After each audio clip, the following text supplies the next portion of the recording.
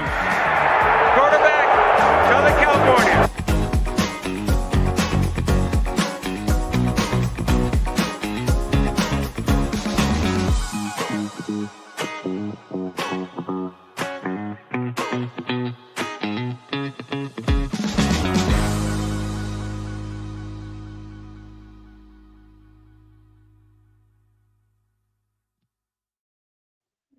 What's up, Bears fans? Welcome back to another edition of the Willis Twin Towers podcast. As you can see, we're actually here together in the flesh this time around. We've got the brothers here actually in the same room, in the same building.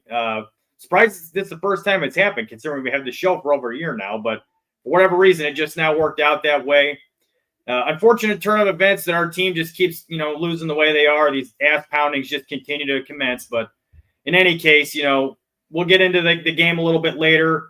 We may not go the full hour tonight, guys. We'll have to wait and see. We got family over tonight, so we'll try to keep it as long as we can. But throw your questions in there anytime you guys want to get them answered. We'll do our best to answer them, or any questions you want to get answered, I should say, and we'll do our best to get to them. But before we dig into some stuff here, just a quick reminder, as always, guys, to please like the video, subscribe to the channel. You can find us all. Our executive producer, Aldo Gandia, is at Barroom Network on X or Twitter, whatever you want to call it nowadays. And I'm at _Jeff Willis, and Tim is at Tim Willis 24. So again, guys, let's get this thing rolling. I'll switch it over to Tim. We'll talk about this game a little bit that we just witnessed last night. So it's really funny because I saw a comment in there that looks like I'm in an electric chair. And to be honest, guys, after watching this Bears season, I feel like I am in the electric chair. Like they just keep shooting me with bolts of electricity, like just trying to stop my heart. That's just how it feels. And yeah, 11 game losing streak. 11 game losing streak right now. 10 game, I think. No, we're up to 11 because they're 4-12. It's a 10 game, buddy. Right. Sorry, 10 game. Regardless, doesn't matter. It's bad. They suck. There's no other way to put it. This team just cannot seem to get out of their own way, it feels like. And I have a ton of thoughts on that, but I got to be honest with you guys. I've kind of taken a little bit of a Bears hiatus this week.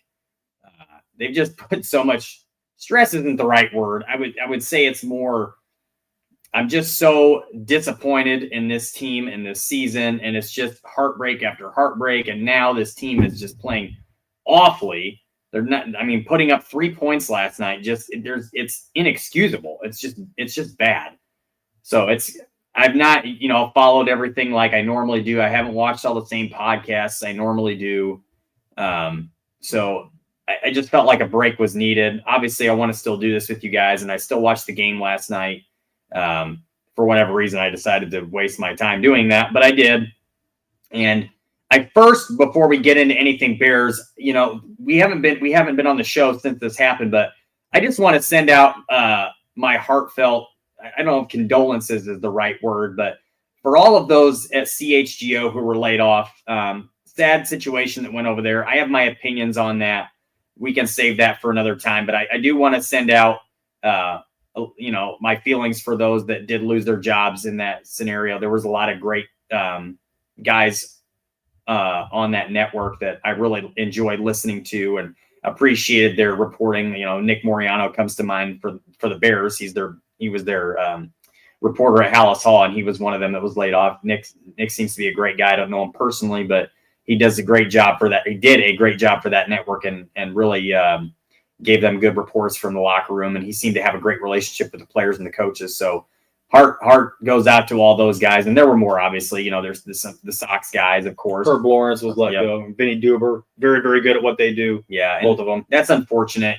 Again, the White Sox suck, I'm aware, but the Bears do too. But the Bears obviously keep the audience because they're the only football team in Chicago. And obviously, that's a very popular team in Chicago. And so they're probably the number one. Like you can split the fan base for baseball. Even the Bulls don't have as big of a fan base as the Bears do. The Bears are the number one team in Chicago. There's no question about it. So, but regardless, my heart goes out to those guys and I feel for them. And I hope they're able to rebound pretty quickly and find something else. But I'm sure those guys will, because they're well respected and well known in the sport that they cover and in the reporting network. So again, just wanted to send out heartfelt condolences, I guess would be the right word for that. But let's get into this team right now, Jeff, and this game we witnessed yesterday. I don't have a whole lot to talk about as far as the game goes. It was just bad all around. You only give up, you only score 3 points. Defense did actually. That was the one bright spot. Jeff and I were just talking before the show. Finally, the defense was a bright spot, after giving up, some really bad defensive. They played poorly on defense, I should say, the last couple weeks. Well, before you continue your point, just real quick, I thought it is a real bright spot. And the reason that I agree with that is because I think that was starting to become a real concern after Eberflus was fired and play as good a football, limiting teams and points and whatnot, and, just playing good all around football. The last, several weeks, as you guys know, since Thomas Brown took over, the defense has not played particularly well with Eric Washington doing all the play calling. So that was a bit of a concern to me. And then last night, now regardless, not regardless, a bad word, but I will mention the fact that Seattle is obviously not a juggernaut on offense. Now, that being said, it's still an optimistic thing to see the defense playing good football again finally, because going forward, because the pieces are there for the Bears to have a really good defense. Now, obviously, I've been telling you guys since last offseason, I felt like they did not do enough to address the defensive line. That's still a bit of a concern, and I 100% expect them to do so this coming offseason. But again, though, I feel like the pieces are there for the most part for this defense to remain a very competitive, if not elite defense. And it was, like I said, it was concerning to see them start to fall from grace a little bit the last few weeks, but it was nice to see them last night finally pick it up and play better football. So I'll let you continue with your point, Tim, but I just wanted to mention that it was good to see that be the case last night. No, certainly. It was a much improved defense last night. It was good to see that they were able to hold Seattle to 6 points. Now, I don't think that Seattle's an offensive juggernaut like some of these other teams that we've played as of recently, but at the same time, holding an NFL offense to 6 points is very impressive. But again, to only score 3 points offensively, you're not going to win many games that way. This isn't, remember that season that LSU beat Alabama 9-3 in the game to go to play in the SEC championship game, and then they both ended up in the national championship afterwards. But that stuff that doesn't happen typically, and it's hard to win football games when you can't score touchdowns on offense. And again, the defense almost gave him a touchdown last night. The Kyler Gordon fumble recovery that he ran it in, and they ended up calling it dead. But the defense almost got the touchdown last night, which would have won the game. But at some point, I thought, for the most part, the offense moved the ball fairly well at times. Not always. There's still far too many 3-and-outs for this offense, but they did move the ball fairly well at times. And, we're continuing to see those 10 to 14 yard loss sacks that Caleb is falling victim to. And, I don't want to say victim is a loose word, because I feel, honestly, a lot of that is on Caleb at times, because he does hold on the ball too long at times. But again, there are a few times where he's in his back pedal and he's being sacked. Like, it's not like he's holding the ball. He's not even getting to his drop, and he's already being dropped. So again, a lot of that it was super blitz heavy last night. They sent a ton of pressure, but at the same time, you have to be prepared for that offensively. This offensive line is suspect at best. You had a lot of guys on that. You had backups on the line last night because you were missing 2 starters. And, we saw 2 penalties from Curhan last night that were they were drive killers. That one at the end of the game about killed them. Yes, they were both huge drive killers. And when that's the situation, you have to do something to scheme things differently to help with protection. I saw a few times they had Cole Kmet coming out as a fullback a few times, and they brought not an extra lineman per se, but they brought an extra body, like another tight end out there in protection. But again, why not bring an extra offensive lineman out there? You use Kramer as a fullback. Why not put him as a 6th offensive lineman out there and help with protection? What are you really losing if you don't do that? You're losing a running back on the field, or a tight end on the field, or your 3rd wide receiver. Regardless, you're losing one spot, but at the same time, you have enough playmakers on this offense that you can get them the ball if you can get Caleb just a little more time to find those guys open.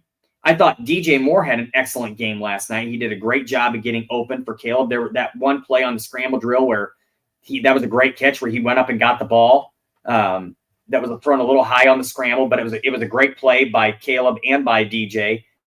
I felt like I thought DJ had one of his best games of the season last night, although statistically it wasn't an unbelievable game. He looked very good last night, in my opinion. Rome Odunze making a really, really nice catch. The ball very easily could have hit the turf. He got his arm underneath it, and it was a nice, clean catch, good play. But again, we're not seeing these things come together and putting points on the board. And at some point, that has to improve. You see, here's my problem with it. I know I'm cutting you up, but here's my problem with the whole thing is you see these bits and pieces and these flashes of the things that we wanted to see in the offseason. You know, you see Caleb's arm talent on display. I can think of the throw last night. There was one where he's rolling to his right and he threw a dart down the field to, I believe it was Rome, where you're talking about he caught the ball off the ground. I believe that was the same play. Phenomenal throw. Only a handful of guys can even do something like that in the entire league. So that, you know, you've seen some of those flashes throughout the season from Caleb. You've seen flashes of what DJ has shown throughout the course of his career. You've seen flashes of what Keenan Allen has done throughout the course of his career. Keenan Allen has been a drop machine this year. He's come along. He's got to help his core. Yeah, but he had a couple bad drops. He's had some big drops. Yeah, he's had some issues with the drops. But again, though, he's early in the season, he wasn't doing much of anything. Then he got hurt. And, you know, he finally started to come along as the season went along, and now he is starting to play better football.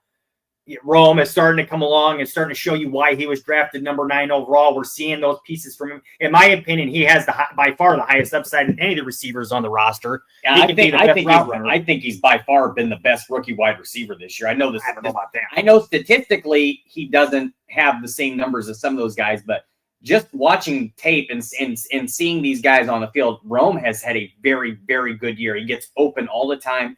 The catch radius is a huge help for Caleb Williams, and he high points the ball better than most receivers in the NFL, not just rookies. He's a very, very good 50-50 receiver in the NFL. And I don't know why we shouldn't even call it 50-50 because with Rome, it's more like 95-5. But he's been very good in that regard for Caleb. And let's face reality. Everybody wanted Marvin Harrison. I haven't seen much from him this year. Now, granted, a lot of that could be the chemistry between him and Kyler Murray, who I think is maybe the most overrated quarterback in the NFL.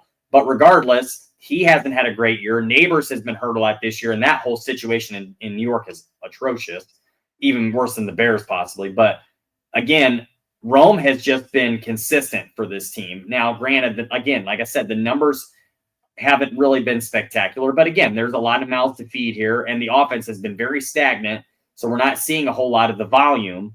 But if you watch the tape and you see Rome, and that's what I love. I don't like everything about Prime, but I love the Prime Vision, where they give you the all-22 look because you can see things happening in real time, and you can see, you know, these routes. You can see the protection. You can see what the quarterback is seeing, and I love that part of it because you can see things like Rome and how he's able to get open almost every route he takes, and how good of a route runner he is as a rookie. He's been very impressive. Sorry to cut you off, but I really like what Rome has shown so far. I mean, I agree with you. And there's the one thing that I will disagree with you on is I don't think he's necessarily been the best rookie receiver this season. He's shown some stuff, but in my opinion, and J2K mentioned it earlier in his comment section here, was I think Ladd McConkey's been the best. My personal, very good. The guy has been phenomenal for the Chargers, and he was drafted in the second round. I've got him on my fantasy team. I drafted him before the season. He played really well for me. So. I will say one thing about that though too.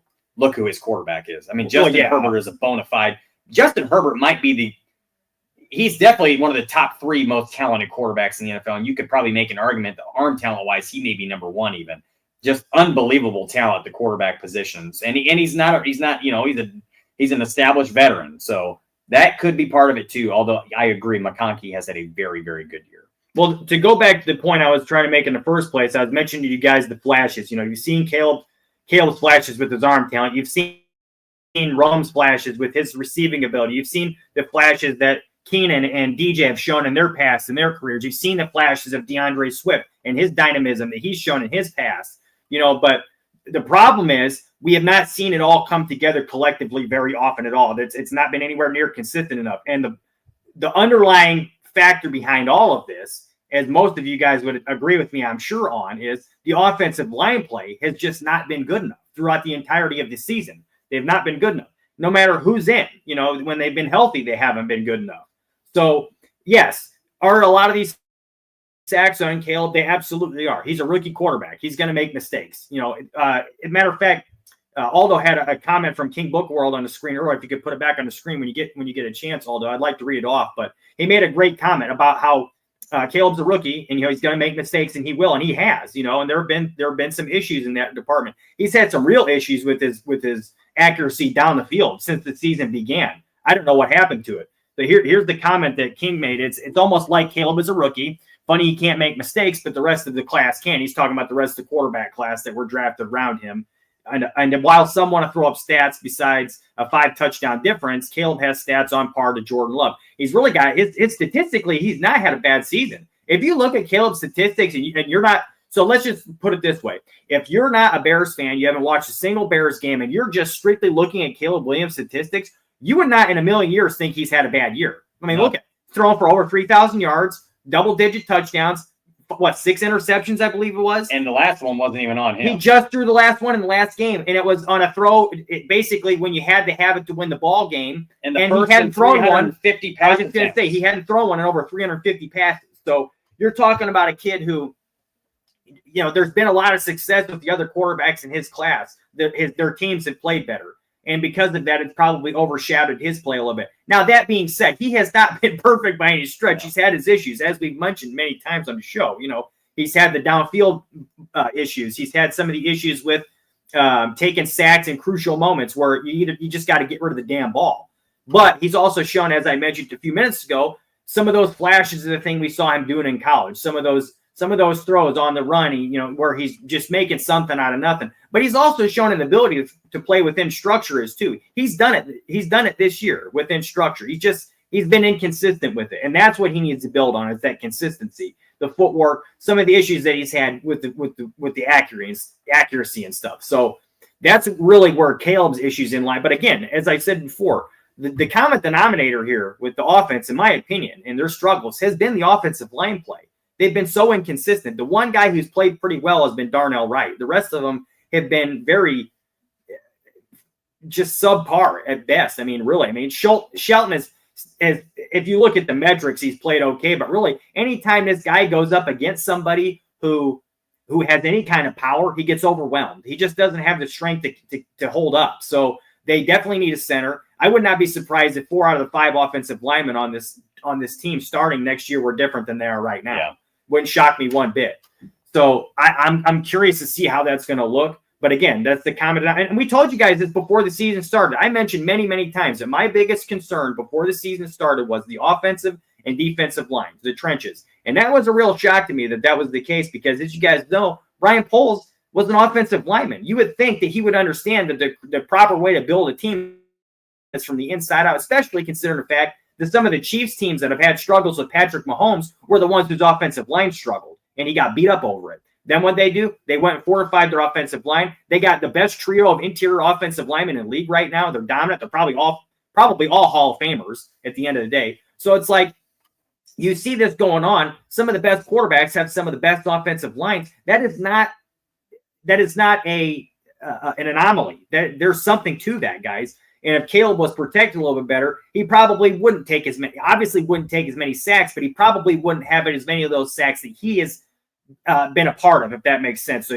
like I said, he's had some that he took that were his fault, and he probably wouldn't take some of those sacks if his offensive line's playing better. And there's multiple reasons for that. Some of it's because he's getting a little rattled, probably. Some of it's because he's probably just a little bit more confident in the guys that they're protecting better throughout the course of the game. There's a lot of factors at play there. So, I mean, it's just a huge part of this. They've got to get that shit corrected, because if they don't, we're going to be talking about this again next year and in the future. So that's the biggest thing for your rookie quarterback, is if you want to see if this kid can continue to grow and be your guy, you got to protect him. You just have to. And a running game, that's another thing, is before I switch it back over to you, Tim, that's the thing that's really been bothering me. It's like they have done nothing to try to commit to the run game at all. And even when they're having success with it, they won't commit to it. They were breaking off some decent chunk runs last night with Swift, and they just stopped running the football. I don't understand. Roschon couldn't pick up shit last night. I don't know what was going on with him. He couldn't get nothing done. So, again, it's like this team, you got a rookie quarterback in there. You would think that one of the things they would be trying to do is run the ball more effectively to try to take some of the burden off his shoulders. But they haven't committed to it at all. And I just don't understand it. It makes no sense to me. So I'll switch it back over to you, Tim. But that's one thing that confused me and has been confusing me. And I'm going to be curious to see how the new regime that comes in, the new coaching staff, how they handle that. Because I think that you're going to have to, run the ball more if you want him to start having more success and grow more and faster. Let me get into this run game. So, number one, I do want to get to some of these comments here in the chat because there's a lot of talk about Caleb in this team, and I do want to get into that. But let's start with this running game, okay? Number one, I know Aldo is on my side with this because I've heard him make the same comments over and over and over again on our shows, but they had no business trading Khalil Herbert away. Zero business trading him away. I told Jeff many times in this podcast, I've told you guys on the chat, I've been saying this forever. Khalil Herbert was the best pure running back on this roster, and it was not close.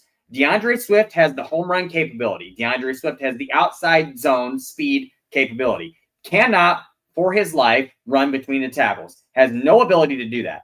And let's be real. Roschon Johnson is a glorified boulder. He can get you about 3 to 5 yards that you need, but he's not going to break anything off. I think the longest run for his career is like 11 yards. He's not giving you anything outside of that. I like Roschon. I think he's good in pass protection, and if you need a yard or two, he's going to get it. 100%. But I'm not a huge fan of his either. I don't think he provides enough that you are willing to trade away Khalil Herbert for a 7th-round pick, which is going to net you almost nothing. You probably want him to keep the guy on the roster. No, probably not going to keep the guy on the roster. It was a wasted trade. It wasn't necessary. I mean, and the only reason I can think of that they did that was to give Khalil Herbert a change of scenery so he could have a chance to play. And he's not doing anything in Cincinnati either. They didn't use him over there either. Maddie's talking about Komet's usage. Don't even get me started on that, Yeah. Maddie. They haven't used him for most of the season properly. There's a part of me that's starting to wonder if he's bothered by some kind of injuries or something that they're not using him the way they should be because there's no reason for it. He's had 2 different offensive coordinators now, and neither one of them has utilized him properly. So something is going on there. I don't know what the F it is, but something is going on. I think they're upset with him because he's been very vocal this year, and I think that could be part of it. Now, I don't think that has anything to do with Caleb not throwing the ball, but I do think that it may have something to do with him not being in the game plan as much as he was. I do think they could be upset with him for how vocal he's been and how he's on podcasts and yada yada yada. That could have something to do with it. Who knows? I'm not going to speculate on that. But again, back with the running game. Look, I like DeAndre Swift. I think he was a great addition. But for $8 million, you better be getting more than what they're getting from him right now. Again, cannot for his life run between the tackles. I would almost say that I could run better between the tackles than what he's doing. I think he can. He obviously needs better blocking up front than some No, other hold on. Yes. Well, there are times where he has a wide open lane up the middle, and he doesn't know how to see it. I will so say he cuts this. to the outside There are and tries some to use his speed. I'll say instead this. of taking what's in front of him and trying to get 10 yards. Instead, he's trying to make some touchdown run every time and bouncing to the outside when he doesn't need to. There are times where it does look like he too quickly decides that he's going to cut before he presses them. And even Flus was talking about this before he got fired, how he wanted him to press the line of scrimmage more. There are some times where he does that, where he gets a little bit too antsy and decides to cut before he gets to the point where it's time where he really should be cutting, and ends up getting him beat to the outside, and he doesn't pick up anything or loses yardage, whatever the case may be, because he's looking for too much. There are times where he does bite off a little bit more than he can chew. But I wouldn't say he can't run between the tackles. He's shown an ability to do so, but he does absolutely have to have better blocking in that regard than some of the other guys. They're more like power backs, that can pick up those yardage a little easier, like Roschon. I think that the biggest, and here's the thing, the best running back on this roster that they had that had the best vision and was able to run between the tackles and pick up big yards was Khalil Herbert. Now, for the life of me, I cannot figure out why they didn't feel like they should have the committee approach that we all thought they were going to have. If you would have asked me in the offseason, if I thought that it was going to be Swift mainly and a little bit of Roschon mixed in, I would have told you you're crazy. I would have said, no way.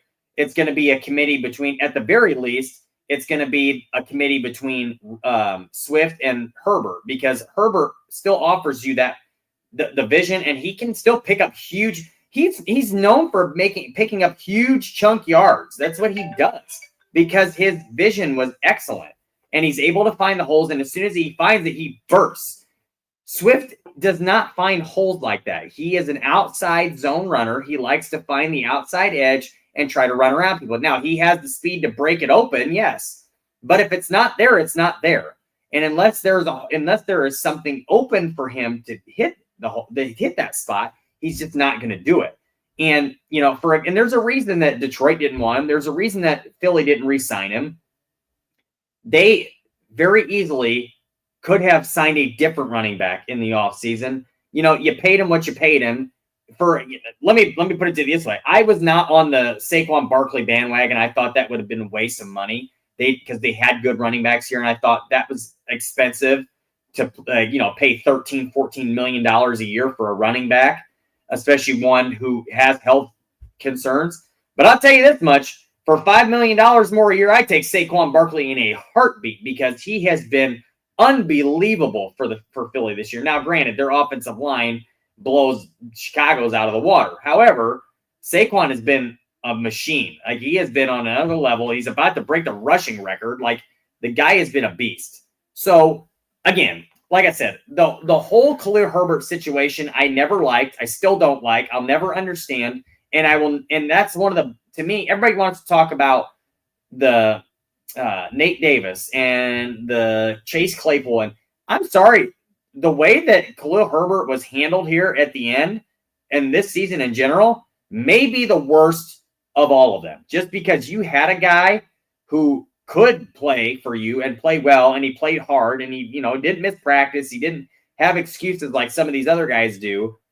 He was always there, and he played really well when he was given opportunities, and they refused to give him opportunities. And I will say this, I will be shocked. I mean, shocked if running back is not addressed either in free agency, which I doubt, or in the draft at some point. I think there's no question in my mind that will be addressed in some way, even if they bring Ian Wheeler back and he ends up being a third back. But I don't think you get enough out of Roschon. And Swift, obviously, is not a guy that has the great vision.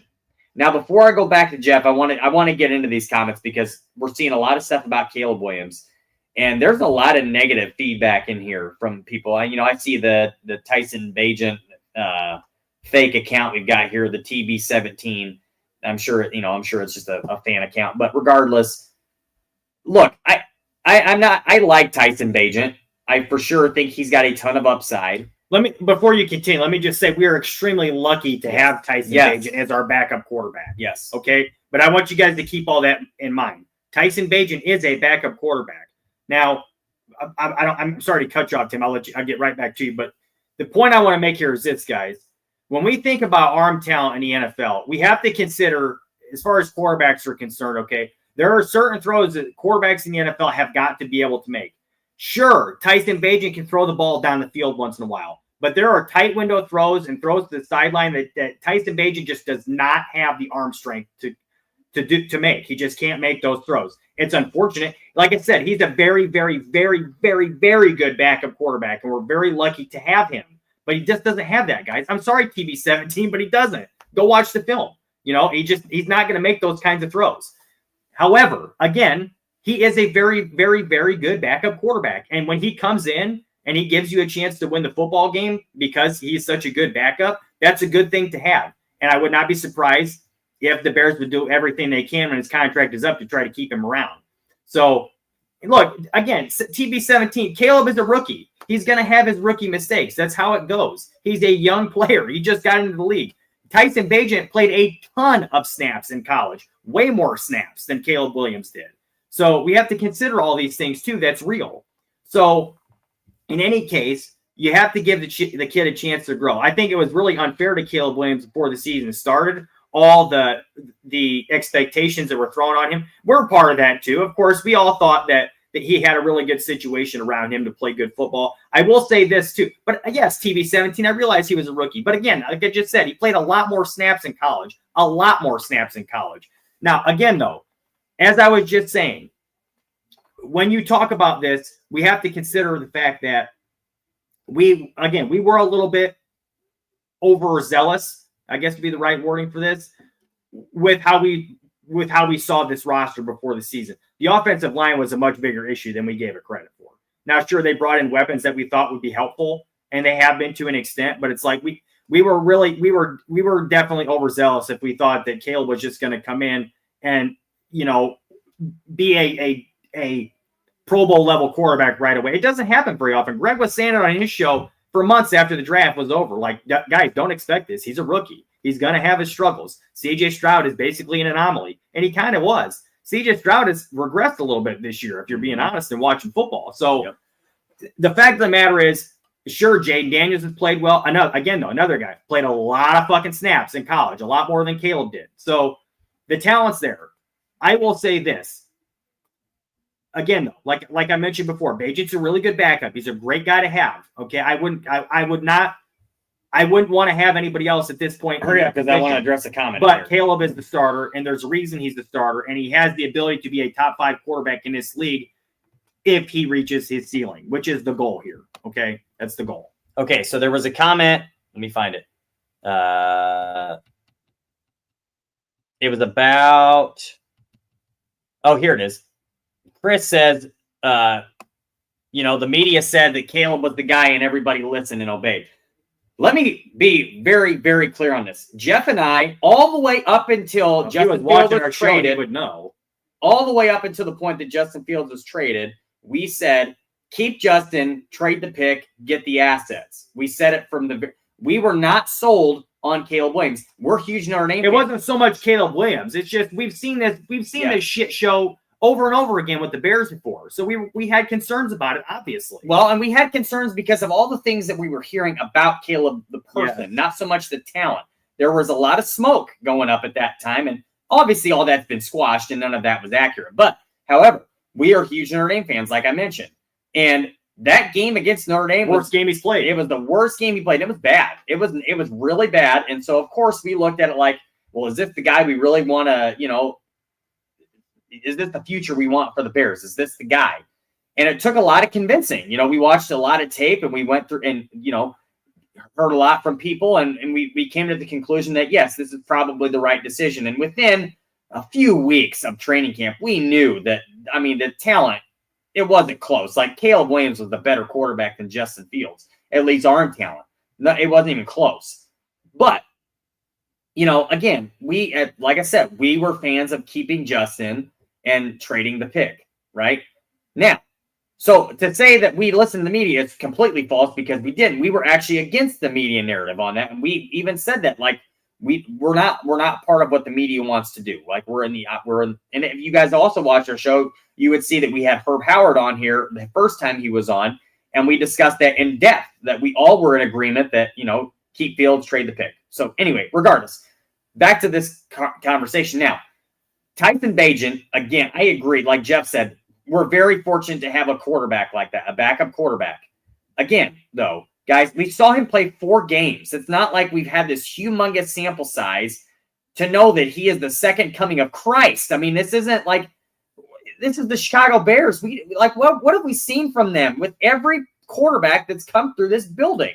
They don't know how to surround a quarterback properly. They don't know how to develop a quarterback properly. The first thing they should have done was make sure that the offensive line and the defensive line were set. They did not do that. And however, we've yet to see the offensive line that was built to start in front of Caleb Williams. We've never seen that together. Not once. Never. Now, again, Tyson Bagent is a great backup. And you could, if you want to make an argument, you could make the argument, and I would agree with this in the offseason, that they probably should have had Caleb Williams sit a year and let Tyson Bagent start for a year. That would have made sense to me. I would have understood the logic. I also would have understood the logic, and Mike North has been very clear and adamant on this, that they should have they should have signed Kirk Cousins for a couple of years, let Caleb groom underneath him, and then we would have seen, what the Packers have done for years, and the Packers have had a ton of success with. What Kansas City did with a year with Patrick Mahomes. Those situations do work. I mean, we're seeing it right now in Minnesota.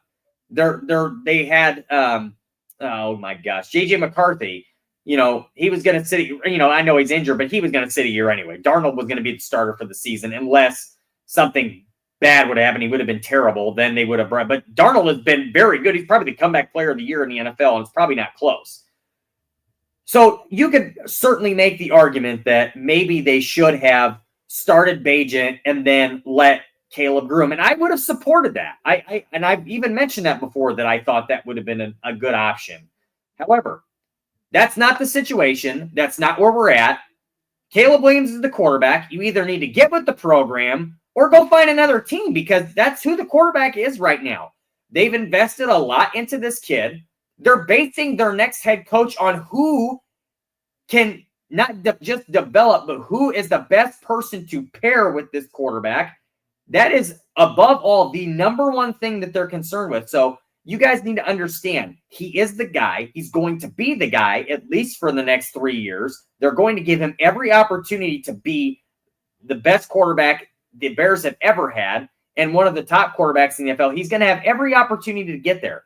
If he doesn't get there, then all of your arguments will be correct in saying that he's not the guy and that he's at fault for this and he's at fault for that. Nobody is saying that he's not without fault. We're in total agreement that a lot of the sacks are on him. But regardless, the Bears wagon is hitched to Caleb Williams. So you need to understand that. That's what it's going to be.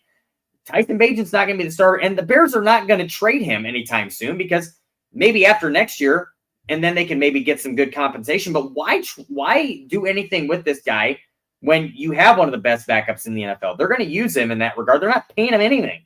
He's being paid almost nothing. He's an undrafted free agent. Now, so like I said, we need to get with the program. So let's segue a little bit, because I don't want to talk about this for too long. I think we've talked about this ad nauseum this season. Caleb's the guy. Let's give him every opportunity to be good. Okay. Again, the offensive line is going to be, in my opinion, period, the trenches have to be the most. I mean, this is going to be the most trench-heavy offseason the Bears have probably ever had, and definitely the biggest one in Ryan Poles there. I think he understands that has to be revamped completely. So anyway, so I want to get into a little bit of the coaching stuff, Jeff, because I think this is incredibly important.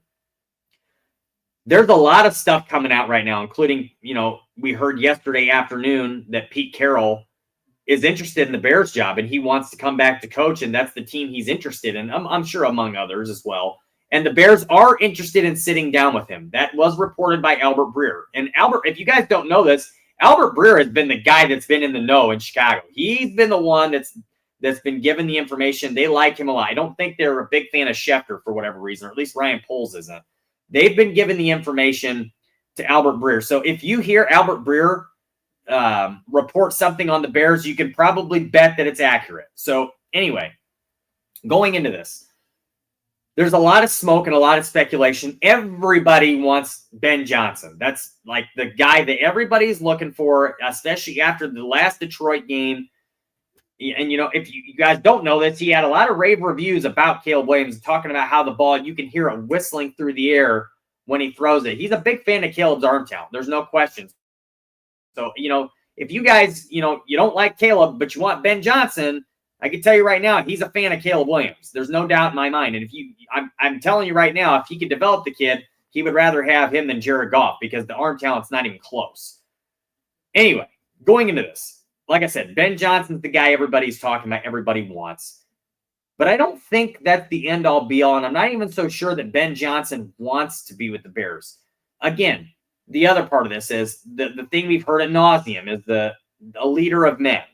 Now, obviously, our belief in that is that they want somebody who is going to be a not totalitarian, but, a little more of that dictator role, a guy that's not going to take anything. He's going to, he's not going to allow some of the stuff that we're seeing this year, all the nonsense and the talk and Again, last night, Stevenson, luckily he didn't throw any punches, but he got punches thrown at him because he's always running his mouth. So a lot of people are talking about this, obviously with Ben Johnson, but a guy that they're not talking about enough, I don't think, and we have heard a little bit from, is Aaron Glenn is more of that Dan Campbell guy. So I will be the first to say I know everybody wants an offensive coach, and I totally agree. I think an offensive coach would be the best bet. But I don't think it's completely necessary if you can get a head coach that is defensive-minded but has connections, can get good offensive coordinators, is that quote-unquote leader of men, but not every coach should be a leader of men, every head coach, period. Every coach in the NFL, period, should be a leader of men. But if you want a guy that's going to be that hard-nosed, tough, Mike Ditka style coach, then I think it's okay to have a defensive-minded guy if he can bring in a good offensive coach. Now, do I know if Aaron Glenn is that guy? Not necessarily. And I will be the first person to tell you, when this thing first started, whenever Flus was first fired, the name Mike Vrabel came up a lot. And I was not a fan of Mike Vrabel to begin with because I don't necessarily think that he is the best guy for the job. But I will say this, and I've heard Greg mention this, and I would be all in on this if this were to happen. If the New York Giants fire Brian Daboll, Mike Vrabel, which I'm saying these two names together is a tongue tie, but if, Mike Vrabel were able to bring in Brian Daboll, I would be all in. Brian Daboll is known for developing quarterbacks. Did it with one. Yeah, but he's maybe the best talent in the NFL. Maybe the best quarterback. Definitely this year, he's probably the best quarterback. You can make the argument that a lot of that's just Josh Allen being as good as he is. Well, he wasn't good at first, but he got good because of his own. Passer was 70%. I'm just saying you could probably give him some of his own credit for development. Development there. Of course, the player is going to be a part of that. But Daboll, that offense was humming. Now they're really good right now too. Joe Brady has done an excellent job, and we'll get to Joe Brady in a second. But Brian Daboll, I would be all in on that. I think he would be fantastic offensive coordinator. I don't think he's a great head coach, but I think he would be a fantastic offensive coordinator. Vrabel would be that guy that you're wanting, and he obviously can bring in a good defensive coach, and he's more of the coordinator anyway. Is that my number one choice? Not necessarily, but I do love the idea of pairing Brian Daboll with Mike Vrabel. I do want to talk about Joe Brady. I think he's not getting enough credit. Joe Brady has turned that offense into an absolute juggernaut in Buffalo. Again, a lot of that is Josh Allen. But, Joe Brady has been incredibly smart in how he has put this offense together and how he is calling plays and scheming things up, because he's not just funneling everything through Josh Allen. He's done a great job of getting this running game going, and he's made it the focal point of the offense, so then Josh Allen is able to be Josh Allen. That running game is superb right now. And, oh my gosh, what's the running back's name? Where? Buffalo. James Cook. James Cook, his rookie season was very up and down, had fumble problems. But, man, has he been a monster this year. And that offense has just been fantastic. Do I know that he can be a head coach? No. But he can sure coach an offense. So, to be fair and honest, that offense has been probably even better than Detroit's offense, although Detroit's offense has been excellent this year as well. I mean, you can't necessarily go wrong either way offensively, but at the end of the day, it's going to come down to who can be a good head coach. If we're being totally honest, I'm not sold that Ben Johnson can be that guy.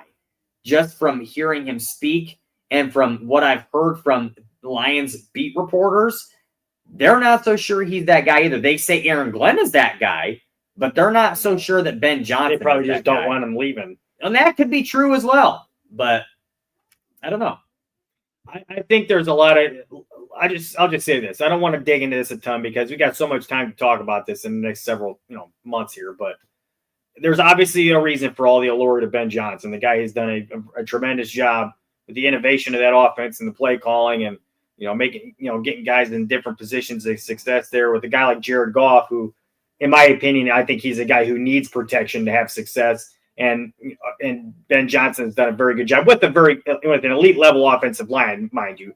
We'll have to give him credit for that, but he's done a very good job with their offense and the creativity and getting them, into a position of success. So I will say that he'd be an intriguing hire, that's for sure. I don't know how I feel about Brian Dable. I've never been real impressed with that guy. I feel like he's kind of an asshole. And I don't know if that's good, in my opinion. I was just going to say, I don't know if that's necessarily a bad thing, but I just feel like he comes across as I just don't know if he'd be the right guy for. And I don't even know if he's that great of a coach anyways, in my honest opinion. I mean, I don't like what he's done in New York at all. So, I mean, his first year, they went to the playoffs with Danny Dimes as their quarterback, Daniel Jones, who is awful. I mean, I'm just saying I don't know. I don't see it with him. I mean, if they brought him in, whatever, I guess, but he wouldn't be calling any plays unless he was hired by a guy like Vrabel, who's a defensive-minded coach. If Ben Johnson were to hire him, Johnson's calling the plays. So I'm not even sure if Dable would want to come in a situation like that. So anyways, like I said, I don't want to dig into it a bunch because we're going to be talking about it so much here in the next coming months. So let's get in this. I see some questions in here. I want to get to some of these before we get out of here. So let's see what we got here. Cliff, this is a good question here. He wants to know, why is Mike Shanahan not being thought of as a possible head coach when Belichick and Carroll are similar ages? Shanahan's younger than Carroll, and he taught Kyle Shanahan, obviously. Well, I'll take it really quick, and then I'll let you. I just want to take one quick comment. Number one, he's been out of the NFL for a while. Like that, I mean, not saying he couldn't coach now, but there's probably a reason he's been out of the league for a while. And, again, age and health do play a big factor in that. And I'm not sure that I would even want Pete Carroll or any of these guys that are, up in age. I wasn't sold on Bill Belichick. I thought that they should interview Bill Belichick if he was available, if nothing else, to pick his mind. But there's a reason he's probably not been in the NFL in a while. And it's like everybody wanted Louis Riddick to be the GM a couple of years ago. There's a reason he's probably not in the NFL right now. So, maybe we should at times understand that there's probably a reason for that. And maybe we shouldn't necessarily want that for our team if we don't know the situation. Cliff says he thinks maybe he's coaching or something at the college level. My guess is, I don't know if he's necessarily coaching. Maybe he's like a consultant or something somewhere. That wouldn't necessarily shock me, but it would a little bit that he would be helping out with his son in San Francisco if he is doing something like that. But in any case, TB17 wants to know when's the last time a dumb quarterback was ever good. I'm assuming he's referring to Caleb, but I'll just say this. I don't think, and here's another comment he makes, that everyone knows he's a rookie. It's not about actors. It's not about rookie mistakes. It's about having literally zero situational awareness, zero leadership, trash accuracy, zero winning mentality. I'll say this. The accuracy has been disappointing from the way I looked in college. It's absolutely true, TB17. I will give you that 100%. I don't know what's going on with that, but it has not been there this year, and it's been disappointing. I think that's coaching. Zero situational awareness. There are moments where, yes, there are some times where he's like taking sacks and stuff where he does have to have better awareness. I'll say this, though. They put a lot on his plate for rookie quarterback. He's doing a lot of shit at the line of scrimmage that other rookies aren't doing. Way more than changing plays. He's taking he's changing routes and stuff, which that may or may not be a good thing. I'm just saying he's doing that, and they're giving him the freedom to do so, which other rookie quarterbacks don't necessarily get that. He's probably a little overwhelmed. Now, that's not necessarily... Daniel's playbook is written in green crayon because he's not having to do anything. Well, I'm not going to say that. But I will. But I'm just saying he's doing a little bit more than most other rookie quarterbacks get asked to do most of the time. And I'm not saying that he's excluded from any kind of criticism for that, because he does deserve some criticism, absolutely. But at the same time, it's like, if they're going to put all this on his plate and they're going to see some struggles happening from that, I mean, there's some shit there to be said. There's some correlation there. So, I just think, look, TB17, I think you do have a point with his situational awareness. But like I said, though, he's a young rookie quarterback who he really did not show that to be an issue when he was in college. The guy was leading game-winning drives in college a lot, and he did so really with the Bears too. And they just found a way to blow these games, like the Hail Mary game, So he's leading the team in game-winning situations in those with game-winning drives. Now, obviously they've had issues at the beginning of the game, not getting something going, and that's a real issue. But I just think that I just don't see it as much of a concern as you do, TB17. I think he's going to be fine. I think there's, like I said, there are obviously some concerns there that the accuracy is a problem. I don't know what the hell happened with that, because he did not have that issue when he was playing in college. So I really hope that improves, because that would be a really serious issue if it didn't. But yes, I see your concern. I understand your concern. I'm not as concerned as you are. And you probably have a little bit of bias, if I'm being honest with you, because you clearly like Tyson Bagent. But at the same time, I really do understand your concern, TB17. I just don't see it as much of an issue, because he is a young player and he is still growing. Peyton Manning was terrible his first year. Awful. So, I mean, it's like these things happen. You got to give him a chance. If he's still having issues after next season and going into year 3 with some of the same shit, like really serious issues with it, then we got to start to have a conversation about whether he's really the guy or not. But I anticipate he's going to take a big jump next year, and they absolutely have to protect him. That's the biggest thing. They got to protect him. If they don't get that figured out, we're going to have a problem. I did have issue a couple of those points he made. Aldo, if you get a chance, can you put that question back on the screen where he's talking about all the reasons why Caleb's not a good quarterback? One of them, there was one about leadership, that he has zero leadership skills, which I disagree with that. He was named captain for a reason early in the season, early in the offseason. I mean, his teammates have all called him a leader. I mean, they don't do that if they're all full of shit. I mean, you can see that he's trying to lead his team. I mean, you can see that for a rookie. That's been impressive. The other part of that is that he doesn't have a winning mindset. I will say this. The only person that walked off that field pissed off last night when they lost was Caleb Williams. I saw guys smile, Larry Borum smiling, joking, Tremaine Edmonds shaking hands, smiling, laughing. You just lost. Why are you happy? I hate this. I hate that culture. I hate that nonsense. I'm sorry. Any sport that I ever played competitively, and I'll give you the number one example. Jeff and I have talked about this before several times. We wrestled all of our lives. I still coach. I'm a head coach at a local high school in town. One thing I can tell you is I hated losing.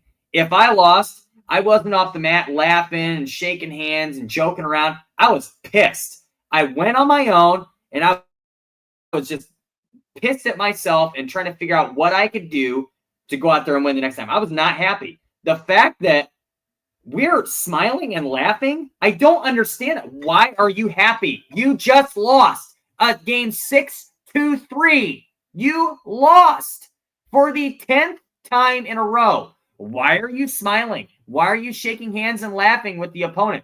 You should be like this. Stick your hand out. It should be a smacking, pissed off that you lost. Not a happy, yeah, great game, guys. Good job. Yeah, we lost. I don't understand. I don't understand the attitude. And it bothers me. So from a competitive standpoint and a winning mindset, why on earth is Caleb the only one that's upset? And you can see it. Well, I want to rephrase that. DJ looked pretty upset too, sitting on the bench. He looked pretty upset. He went and sat down on the bench when the game was over. You could tell he was visibly upset too. But again, why are guys happy? I don't understand. What is there to be happy about? Why are you smiling? You're losing. Why are you smiling? And this is what I've been mentioning this for how long now? To me, they kept talking about the culture. I do think this is a team full of guys that love the game of football. No question in my mind. These guys want to play football and they love football. You need to bring in a winning culture. Stop worrying about guys that want to play and love to play and start bringing guys that want to win. They are winners. They have been winners. They want to win, and losing is not an option. Until you bring in a coach and a football team of players that is full of people that want to win and do not accept loss and accept loss as failure, this is never going to change. Bring in a winning culture. Stop talking about leader of men and bring in a winning culture head coach. I will keep saying it until it happens. Sorry. I get what you're saying. I mean, nobody likes to lose, and they apparently do. They're happy about it. Well, I'm just saying. I saw a comment that TB was making in here about the first touchdown to Rome and not being ready for the 2-point conversion. And look, I see what you're saying, but I wouldn't say that he doesn't have a winning mentality. I mean, you can't. the kid has done everything he can to win games and late in games. He's doing his best. They've had situations, like I said before, where they were late in games and they had a chance to win, and then either the defense blew it because they couldn't hold on or whatever the case may be. But he's had multiple occasions where he did his part and gave his team a chance to win the game. The blocked field goal against Green Bay. But again, they had those opportunities because he drove them down the field. Now, again, he's got issues that he's got to clear up. There have been rookie mistakes. Absolutely. That's something he can learn from. Absolutely. That what you were just talking about, the touchdown to Rome, not being ready to go for 2. That's something you can learn from. I don't see that as not having a winning mentality. I see it as making a rookie mistake that you can learn from. And I hope he does learn from it. And part of that's on the coaches. I'll say this, TB17. If we come back in a year and we're having the same conversation, then I'll tell you that you're right and I'm wrong. But at the same time, it's like I would rather have optimism from the good that I have seen from this kid, which is, some of the flashes are far beyond what we've seen from anybody else in a Bears uniform. So I'm gonna have optimism for that, and I'm gonna hope to continue to see his growth, as opposed to thinking that we made another huge mistake and he's not gonna make it. He's gonna be terrible, because I do believe that I've seen enough to think that he can be the guy. But obviously we're not there yet. He's got a lot of growing to do yet. So we'll see. But again, as I just said earlier, he needs to be protected. And I agree with you, TB17. There ain't gonna be no more excuses after next year. They got to start to get this shit together. So, I agree. They got to start winning football games. Ryan Poles, if he gets kept, he's on his last fucking straw. So that's just where we're at right now, guys. And I do agree with you on some of this stuff, TB17. So I see where you're coming from. I respect your opinion. I obviously differ from you with mine with a lot of that. But at the same time, I'm going to be positive and optimistic that they will start to get this thing going. I hope they do. I believe that Caleb can be that guy. But again, they've got to protect him. They've got to fix that offensive line. And if we're having the same conversation next offseason about they're not addressing this offensive line again, I'm not going to know what to do at that point. So look, and I'm going to be frank. Caleb is the least of the issues right now that this team is facing. And I was talking about this with somebody earlier today. You got to start at the top. Like if the top isn't settled and the top isn't winning mentality, the rest of it's not going to be either. And I'm sorry, the whole purpose of bringing in Kevin Warren was for a stadium. And that is, we're further away from building a stadium now than we were before he was hired. So we're letting this guy pick a coach right now. The guy can't even do what you were brought in to do. You can't even build the stadium. You could put a shovel in the ground right now in Arlington Heights, and you're still over here talking about cranes and skyscrapers, and I want to put it in the museum campus. They don't even want it there. I think it's all posturing. We've talked about this before. And we have, but at the same time, then freaking build it now. They've already dropped the taxes in Arlington Heights. Go freaking put a shovel in the ground. Get the thing built. This is what you were brought in for. But instead, you're worried about a head coach and you being the one to hire him. Let your football guy do that. I would be on this for an hour. So I'm not going to get any further into that. But the point is, until things starting from the top and trickling down, then I'm going to make my political reference. If it's like Reaganomics, it's got to start from the top, trickle down economic, trickle down winning culture. If it doesn't start up here, then it's never going to get down here. So you got to start up top and figure it out. And until that happens, we could be seeing the same thing. But again, I think Caleb is the least of that problem. You can see that Caleb clearly wants to win, and he actually cares about winning, but it's got to start somewhere. And I think they're more worried about jersey sales and ticket sales and all the money that they're bringing in instead of winning football games. Just my opinion.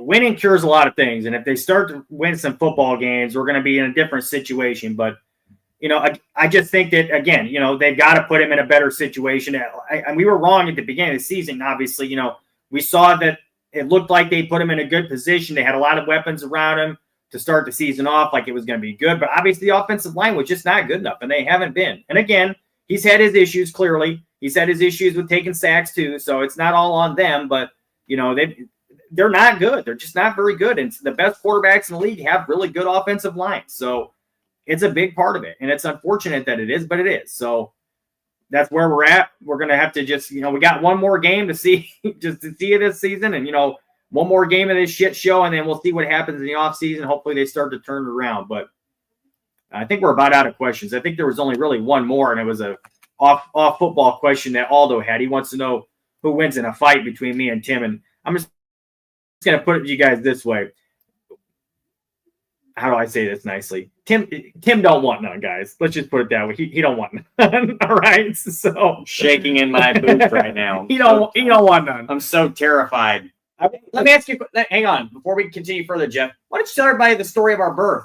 What do you always say? I have had this conversation, but that's not fair. That was a sucker punch. Okay, so I'm afraid of a fight, but I sucker punched you in the womb. Yeah, that's sucker punch. By the way, it wasn't a sucker punch. Sucker punch is from fear. I forced my way through because I was the superior of the two. So let's face reality. Okay.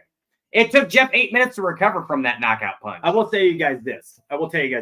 So a few years ago, our cousin. Oh, here we go. He wrestled in college. He was he went to an NAIA school in Kentucky. He's a 4-time All-American national champion as a senior. And we would go every year. I would go every year to watch him wrestle. Tim went the first 3 years. And we would have, I don't know what made him decide they wanted to do this, but him and my cousin and his teammates and their coach, they all decided that they wanted to see me and Tim wrestle in like a full-blown 7-minute wrestling match, right? So they literally had like one of the members of their team, one of their teammates, refereed a match between me and Tim at one of these national tournaments. I didn't even have my wrestling shoes and nothing. I wrestled in barefoot and socks. Of course, so I beat Tim the first one, right? By a point.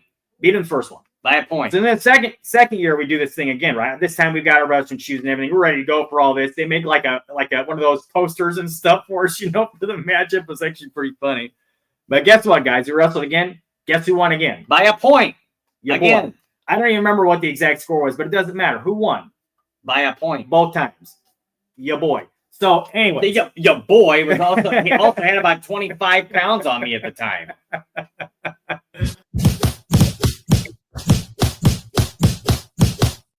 I think that's kind of what me and Tim's ass whooping sounded like when I was beating him up on that in that wrestling match. But anyways, so that's kind of how that went, guys. Anyway, that's just we would joke about this left and right, but anyways, the womb story is a pretty funny one. Maybe we'll get to it one day because it's just kind of like a running joke for our family that we've been talking about. A running joke for you, and we all have to listen to it.